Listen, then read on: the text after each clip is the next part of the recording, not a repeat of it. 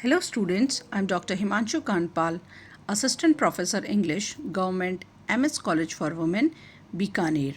Today we are going to study a love sonnet by Edmund Spenser. One day I wrote her name, which is numbered 75 in a volume called Amoretti. This poem is included in English Literature syllabus BA part first of MGS University Bikaner. First we are going to have a look at the introduction to the poet. Edmund Spenser is considered as one of the preeminent poets of the Elizabethan age, one of the famous poets of the Elizabethan age. He went on to study literature and religion at Cambridge University's Pembroke Hall. Spenser published his first volume of poetry, The Shepherd's Calendar, in 1579, dedicating it to the poet Sir Philip Sidney.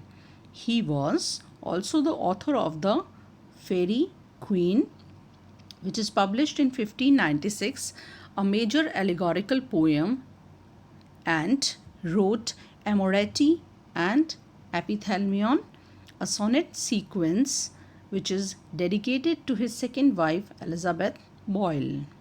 His contributions to English literature in the form of heightened and enlarged poetic vocabulary, a charming and flexible verse style entitle him to rank not far removed from that of William Shakespeare and John Milton. It means his popularity was near about William Shakespeare and John Milton. And here I would like to tell one more fact about Edmund Spenser is that Charles Lamb called him the poet's poet because of his quality of his poetry and for his unique innovations in poetry. Introduction to the poem, One Day I Wrote Her Name. It is numbered Sonnet 75 and part of Amoretti, a sonnet cycle that describes Spenser's courtship and marriage to Elizabeth Boyle. Amoretti was published in 1595 and it included 89 sonnets or sonnet sequences, a series of short poems. The volume was entitled Amoretti and Epithalamion, written not long since by Edmund Spenser. The poem One Day I Wrote Her Name shows us a vivid picture. The couple is along the seaside. The man is trying to write the lady's name or the beloved's name on the sand, but waves come and wash it away. Edmund Spenser employs figurative language to evoke not only imagery but also an emotional response from the reader. In this poem, the poet makes use of vivid images or imagery. What is imagery? Imagery is vivid and descriptive language which appeals to human senses and it deepens the reader's understanding of the work. Now we move on to the poem. First we are going to read the first 4 lines of the poem or the first quatrain of the poem. One day I wrote her name upon the strand. Strand means the shore of a sea. But came the waves and washed it away. Again I wrote it with a second hand, but came the tide and made my pains his prey. So the first quatrain depicts the lyrical voices or the poet's attempt to immortalize his loved one. Immortalize means to free from mortal bonds. The stanza starts by setting the scene one day. The lyrical voice writes the name of his loved one on the sand of a beach. One day I wrote her name upon the strand, but the waves washed the writing away. The lyrical voice writes the name in the sand again. Again, I wrote it with a second hand, but as before, the waves washed the name away. But came the tide and made my pains his prey. The action of the wave symbolizes how time will destroy all man made things.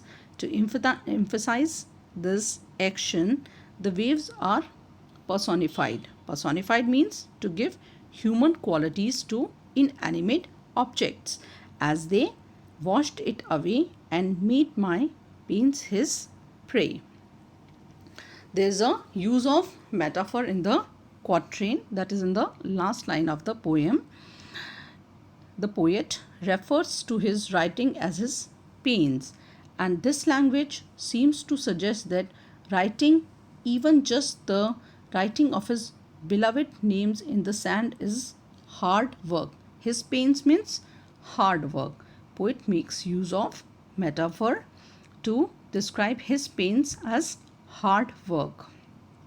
This is implied. It is implied. The speaker also makes use of a metaphor. He refers to his writing as the prey of the waves. He basically imagines that the waves are like a mean predator just waiting to pounce on his poor defenseless writing. His prey means the waves. The waves are like the mean predator just waiting to pounce on his poor defenseless writing, that is his hard work. The poet refers his writing to his pains. Okay, what are his pains?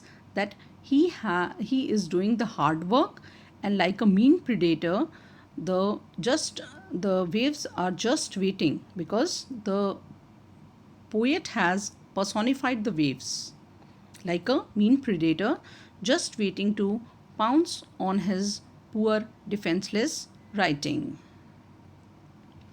Now we move on to the second quatrain. Vain men, said she, that tossed in vain essay. Vain essay means attempt. A mortal thing so to immortalize. She is a mortal thing. What he is doing? He is trying to immortalize. Immortalize means to free from the mortal bonds, wants to preserve. For I myself shall like to this decay. And eke my name. Eke means also my name be wiped out likewise. So the second quatrain describes a dialogue that a lyrical voice has with his loved one. The woman reacts to the writing and tells the lyrical voice that his attempts are in vain. Vain men, said she, that dost in vain essay. Essay means attempt, as mortal things such as herself cannot live forever. She is a mortal being and she is not going to live forever. So his attempts are futile. She says that she too will decay and disappear, for I myself shall like to this decay, just as her name has disappeared from the beach. She is a mortal being, she is a human, and she is not going to live on like this forever. She is going to decay and disappear, just as her name has disappeared from the beach. She too will be wiped out, and eke my name be wiped out likewise. Thus it is useless to write her name, because she, as the words in the sand, will eventually disappear. time and nature are cruel and destroy man-made things. Now we move on to the third quatrain of the poem, Not So Caught I. Let baser things devise to die in dust, but you shall live by fame. My verse, your virtues rear shall eternize, and in the heavens write your glorious name. The third quatrain presents the lyrical voice's response to what his loved one said. She said that she is going to die, so it is a vain attempt to write his name on the sand. In this stanza, there is a volta, there is a turn in thought, and the tone of Sonnet 75 changes. The lyrical voice tells the woman that baser things will disappear, but she will live on. Notice there is an alliteration in these lines: devise, die, and dust. The lyrical voice, a poet, will immortalize his loved one in his poems, and because of that, she will live forever. My verse, your virtues reared shall eternize, and in the heaven, eternize means going to make eternal, and in the heavens write your glorious name. There again is a use of alliteration in the quatrain. The speaker says that his verse will eternize all his beloved's virtues, and that it will write her name in the heavens, not in the sand. His poetry will be so awesome that it will make her immortal basically. The alliteration is made by V sounds, verse and virtues, and they are much softer than the D sounds in the previous lines.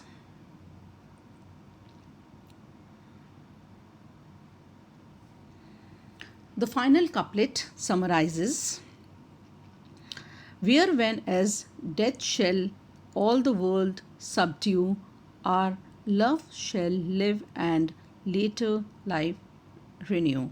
Again, one of the most beautiful lines in literature. The rhyming couplet serves, the poem is written in 3 quatrains and a rhyming couplet. It is going to bring what the poet is saying in the quatrains to a conclusion, serves to summarize the poet's intent. This is the main thought that the speaker is trying to share to make understood. He claims that while the rest of the world will pass away, be subdued means suppressed by the circle of life and death, our love shall live. His love will allow them both to live on in this verse. Our love shall live and later life renew. There is alliteration in the first line with a verse sound, where, when, as, and world, and with l sound in the second line, love, live, later, and life. The immortal quality in love and death is contrasted to the briefness in life. So, this is all about the poem. Now we are going to discuss the type of sonnet it is. This poem is a Spenserian sonnet formed by 3 interlocked quatrains. What is a quatrain? A stanza of 4 lines, especially one having alternate rhymes, and a couplet. Quatrain is a stanza of 4 lines, especially one having alternate rhymes. It means AB, AB. A couplet is a pair of successive lines of verse, typically rhyming and of the same length. The poem has an AB, AB, BC, BC, CD, CD, EE rhyme scheme, and it is written in iambic pentameter. We can say that Spencer experimented with the sonnet form. and developed a unique form which came to be called as Spenserian sonnet, and which has three interlocked quatrains and a couplet written in iambic. Iambic means unstressed syllable followed by a stressed one, a line of verse consisting of 5 metrical feet consisting of 10 syllables. Pentameter. Pentameter means a line of verse consisting of 5 metrical feet consisting of 10 syllables. The main themes in sonnet are immortality and love. Spenserian device of triumph of poetry over time and by the process, the glorification of love is a traditional way of thinking. Spenser is here original for its perfect blend of dramatic mood and indomitable passion of love. Now we come to the conclusion of the poem. Throughout the poem, there is a very melodic and stable rhythm because poet makes use of alliteration in the poem that is formed with then there is a regular rhyme scheme and the iambic pentameter, and then there is a use of the alliteration. These devices make the sonnet calm and pleasant to the ear while creating a very detailed picture. The Sonnet 75 depicts the lyrical voice's attempts to make his loved one immortal. Overall, the speaker in the poem wants to eternalize the woman he loves forever, so he writes about her in this poem, which will remain even when she dies. This is all about the poem One Day I Wrote Her Name by Edmund Spenser. Thank you.